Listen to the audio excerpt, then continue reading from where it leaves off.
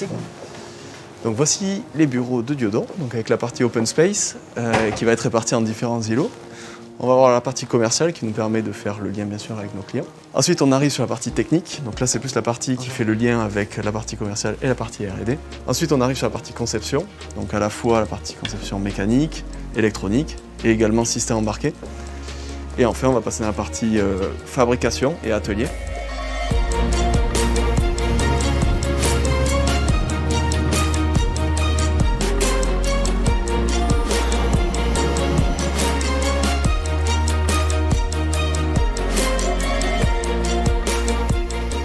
Avec Romain, en fait, on s'est rencontrés en première année d'études à l'ISAE Super-Héros autour en fait, de notre volonté commune d'entreprendre. Et donc on s'est dit, on va essayer d'appliquer les technologies des drones à des sujets qui étaient très propres à des étudiants, c'est-à-dire comment se filmer en faisant du sport, typiquement en faisant du ski, en faisant du surf.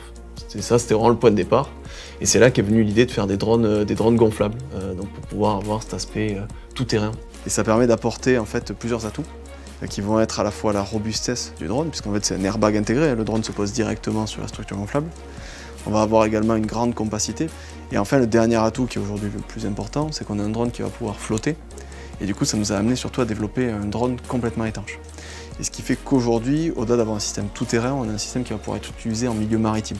Et c'est ce qui fait notre véritable atout aujourd'hui, d'avoir à la fois cette robustesse, ce que les militaires appellent la rusticité, et cette résistance à l'environnement marin. On a commencé à prototyper, concrètement nous on n'était pas dans un garage mais dans une cave. Rapidement ça nous a permis d'avoir une première visibilité, de se dire ok maintenant est-ce qu'on peut le proposer à une communauté d'utilisateurs, donc des sportifs. Dans ce contexte-là, le premier soutien qu'on a reçu c'est bien la fondation de l'école, de l'ISAE Super-Héros, qui nous a apporté son soutien pour déposer notre premier brevet. On est vraiment arrivé en fait à un moment où l'école cherchait à intégrer cette notion d'entrepreneuriat dans son parcours. Et donc en fait, ça s'est assez bien goupillé. Ce qu'on voit en entrepreneuriat, c'est peut-être tout le panel de la partie technique et du domaine aussi du management. Parce que plus l'équipe grandit, plus on a de personnes et une équipe à réussir à motiver, à établir des objectifs et les atteindre, ce qui est important pour qu'ensuite on puisse faire des démonstrations, etc. Et en termes techniques, on part de connaissances sur des cartes électroniques, du système embarqué dont on a l'habitude. Et au fur et à mesure, comme on va se spécialiser dans une application avec des choses de plus en plus pointues, on est obligé de se former sur le tas.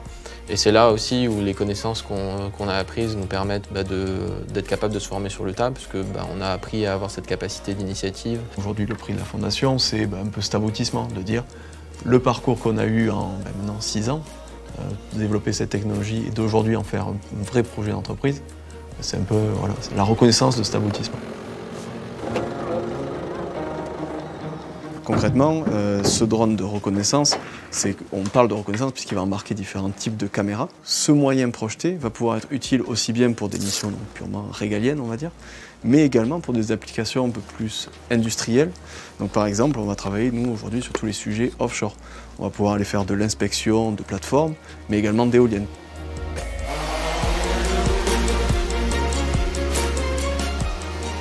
Les prochaines étapes, c'est déjà de partir de la base qu'on a construite autour de ce système, donc en particulier au niveau du retour vidéo et des caméras qu'on embarque, pour construire et continuer d'apporter de la valeur ajoutée au retour qu'on fait à l'opérateur.